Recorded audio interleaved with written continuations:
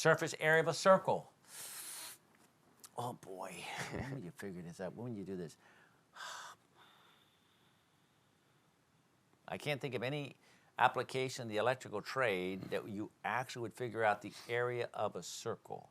Because Conduit fill. no, because the code book gives you the areas of the circles. Not if you have, well, A cable. but if you have a cable.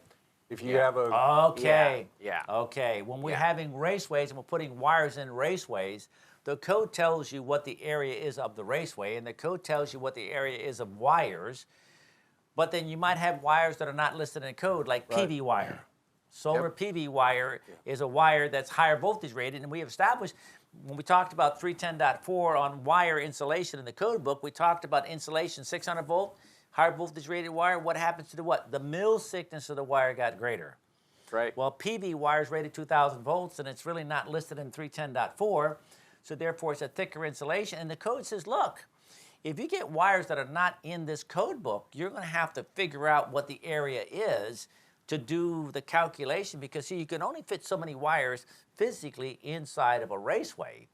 Well, then you need to know the area of the raceway, you need to know the allowable fill, and you need to know the area of the conductors to fill it in. And if the code book gives you the raceway and the code book gives you the wire, well, it's easy. But if it gives you the raceway, but you got a unique wire or you have a cable, because you can put cables in raceways, then we need to be able to figure out the area of those raceways. Okay, so good point. And the formula is pi times the radius square, or pi r square is what I always say. And pi is a unit of 3.14, and I don't think they ever figured out what the end of that is, but we round it off to 3.14, and we just say, okay, that's close enough. So it's 3.14 is pi. So let's go with an example. What's the surface area of a slice of a 8-inch pizza? Well, if it's pi r squared, which is 3.14 times the radius, and did we say radius?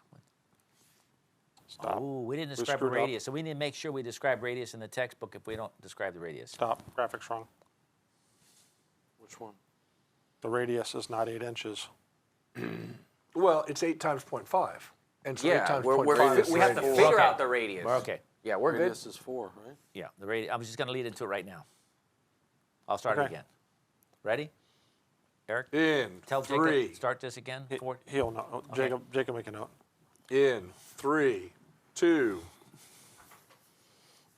Okay, the surface area of a circle. It's kind of cool because one of the applications is that you have circular raceways, right? And then you're going to be putting in circular wires inside circular raceways, and you can only put so many wires physically inside of a pipe because of physical construction restrictions. So the code tells you can only fill it up to a certain percentage fill. Percentage, we got to use percentages there. And now the code book will actually give you the area of a circle for the pipe, and it'll give you the area of the wires. Well, then you don't have to calculate the area of conductors, of circles.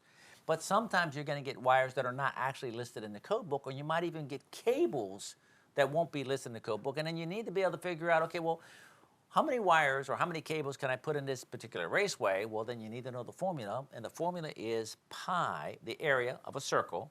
Let's make a note of that, Mario. Area of a circle is equal to pi, and if you look down here, the note here is 3.14.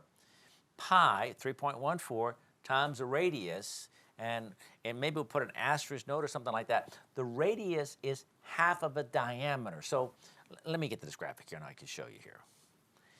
Here is an 8-inch diameter. We'll add a little point from the center here across here, and we'll add on the graphic 4 inches. The 4 inches is the radius, because the radius is half the diameter.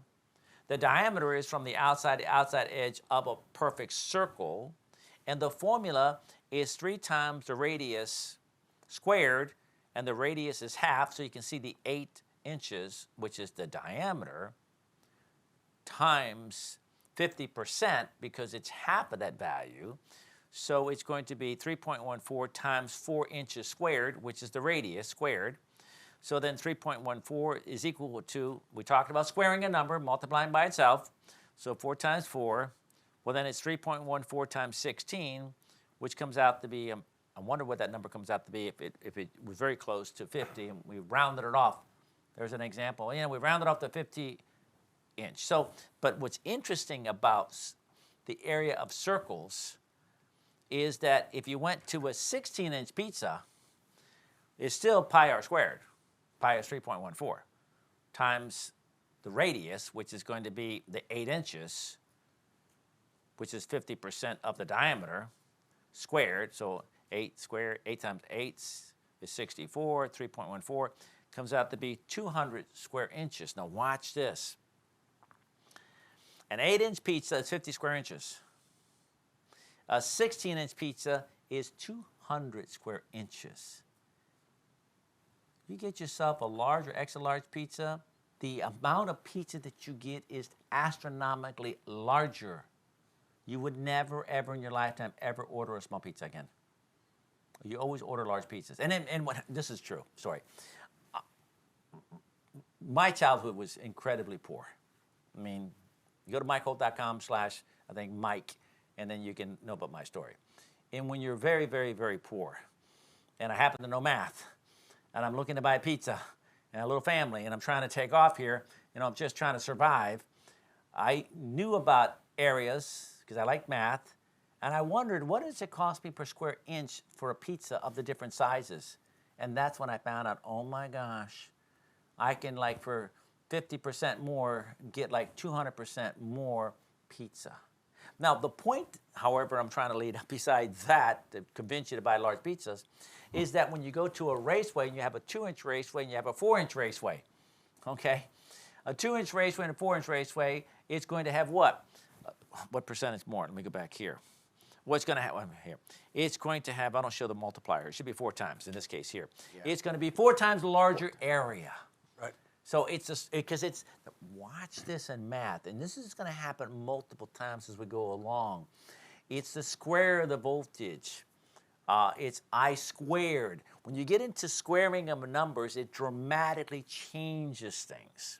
So in this case here, we were going with pi r squared for area. We're just exercising. Highly unlikely in this class you'll be dealing with that, but when you get an exam prep, you guys getting ready and you're all ready to take your test, guess what? They're going to ask you, hey, I got NM cable. I got some Romex cable. I want to put it in a raceway. What size raceway? Like, ooh. You got to know how to size the area of a circle. Of course, it's not a circle, but that's another story.